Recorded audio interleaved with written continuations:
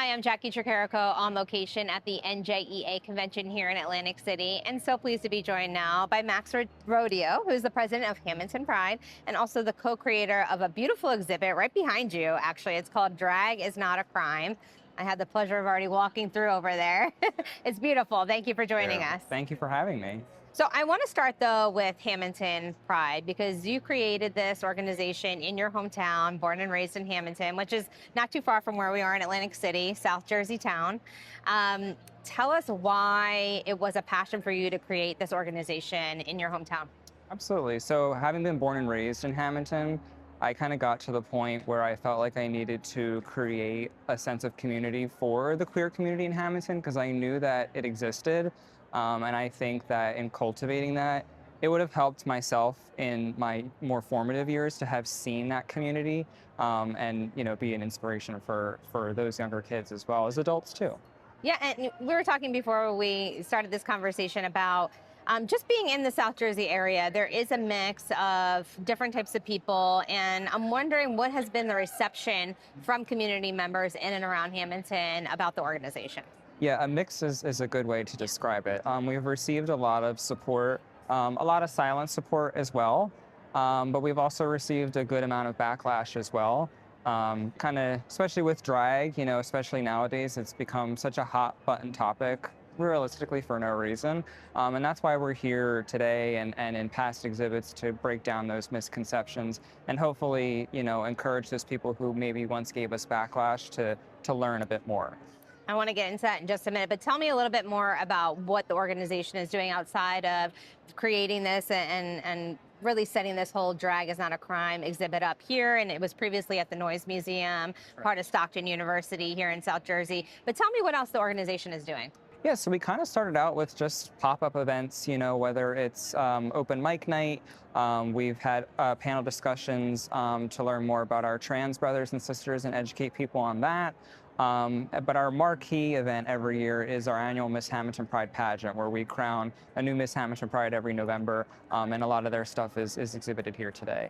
So you brought up the trans community as well, and drag, and often, which is not correct, people kind of put those two identities into the same basket. Why is that harmful to both trans folk and to people who decide to do drag?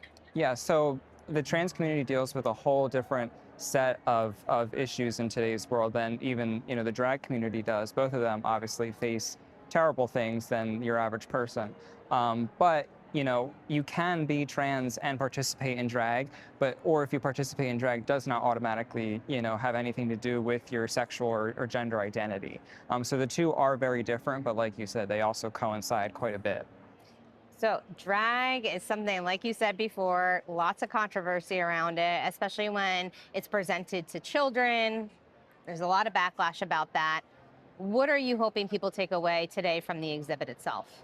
I'm hoping to break down those barriers and misconceptions about drag, especially surrounding children. I was actually really surprised with the amount of children that are here today at the convention. I was not expecting that. And they've just been absolutely in awe of the exhibit and the sparkles and the crowns and the queens and, oh, can you sign this for me? And that's really what it's all about, is that it's just a pretty person all dressed up and sparkly, or, it's really not that deep. It can be, but it's not that deep of an issue. We're just all here to have a good time and celebrate, look great, and share what artistry, drag is, and at every single age level. Well, let's take a little history lesson, because drag here in Atlantic City, when you walk through your exhibit, you're seeing those details about where did drag come from? What is the history here in South Jersey? Give us a little bit about that. So, drag actually goes back centuries. You have masquerade, you have theater, you have community space events. Drag has been an art form for, like I said, centuries.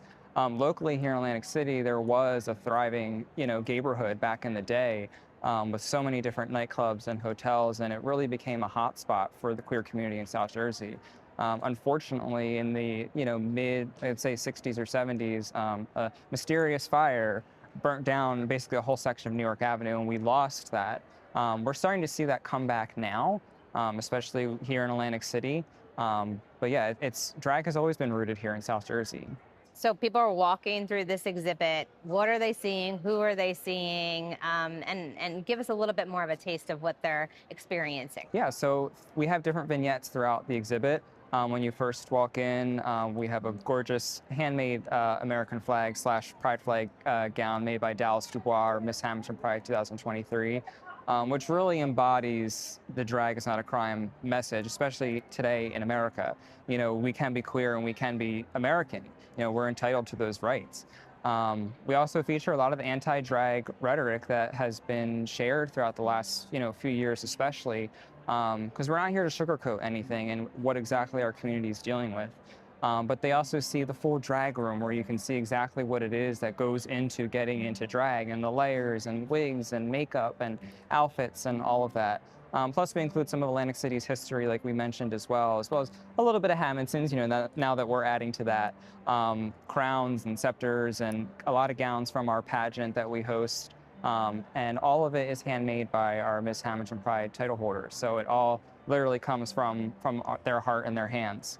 And we also have a ribbon dress, so we're encouraging all the attendees here today to share with us their intentions for the exhibit and for the convention here, and they're all tacking that onto the dress. So we'll have a brand new dress by the time we're done here. That's beautiful.